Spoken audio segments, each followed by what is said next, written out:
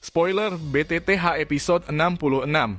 Xiaoyan akhirnya tiba di medan perang dan langsung membantu Ratu Medusa menghadapi lawannya.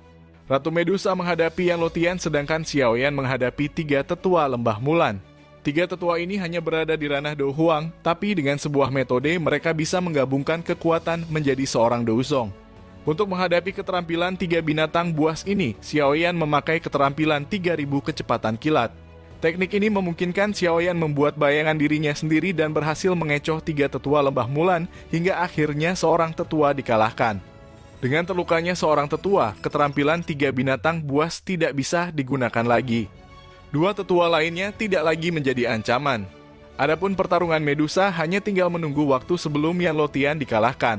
Semua orang berpikir Kekaisaran Jiama akan memenangkan perang kali ini, tapi semuanya berubah ketika pemimpin Sekte Racun datang. Pemimpin Sekte Racun atau yang kita sebut Xiao Yixian telah muncul kembali. Kemunculan Xiao Yixian membuat pertarungan Medusa dan Yan Lotian terhenti. Yan Lotian tertawa gembira sedangkan Ratu Medusa berwajah dingin.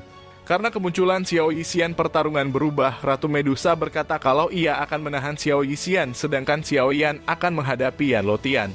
Pihak lain juga berpendapat seperti itu, tapi Xiao Yixian memperingatkan Yan Lotian kalau Xiao Yan harus tetap dibiarkan hidup.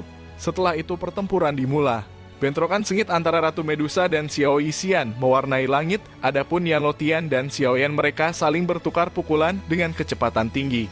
Yan Lotian dari Sekte Angsa Mas memiliki metode spesial kecepatan. Kecepatan yang dipelajari Sekte Angsa Mas bisa bersaing dengan kecepatan 3000 kilat. Saling kejar-kejaran, Xiaoyan tidak bisa menjauh dari hadapan Yan Lotian. Tapi Yan Lotian yang selalu mendekati Xiaoyan juga memberi Xiaoyan peluang dalam menyerang. Tepat ketika Yan Lotian sangat dekat, Xiaoyan melepaskan keterampilan segel gunung terbuka. Yan Lotian terkena pukulan dengan telak, tapi dengan kekuatan Douzongnya, Yan Lotian masih bertahan.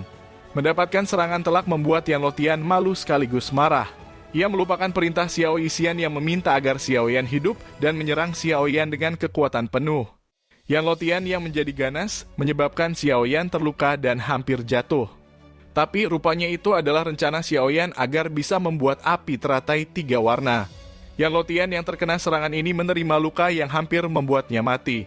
Untuk Xiaoyan sendiri, ia hanya kehabisan kekuatan, tapi ini jauh lebih baik dari pertarungan melawan Yunsan. Yan Lotian masih memiliki sedikit kekuatan untuk melarikan diri menghilang dari kerumunan. Xiaoyan lalu bergerak ke arah pertarungan Ratu Medusa dan Xiao Yixian. Pertarungan mereka terhenti setelah kedua belah pihak menderita. Pukulan Medusa mengenai dada Xiao Yixian dan melepaskan cadarnya, sedangkan Ratu Medusa terkena racun dari darah Xiao Yixian. Setelah melihat penampilan pemimpin Sekte Racun, Xiaoyan segera mengenalinya. Dokter Peri Kecil. Xiaoyan segera menghampiri Dokter Peri Kecil dan menanyakan kenapa ia jadi seperti ini. Dokter Peri Kecil menjawab kalau Dokter Peri Kecil yang polos telah lama mati, sekarang hanya ada pemimpin Sekte Racun. Xiaoyan lalu bertanya apakah penyebab Dokter Peri Kecil jadi seperti ini karena tubuh racunnya. Dokter Peri Kecil menjawab kalau ini adalah takdirnya dari lahir. Xiaoyan berkata kalau semua itu bisa diubah, tubuh racun pasti memiliki obatnya sendiri. Sambil mendekat, Xiaoyan berkata akan membantu mengendalikan tubuh racun ini. Meskipun sulit dihilangkan, tubuh racun masih bisa dikendalikan.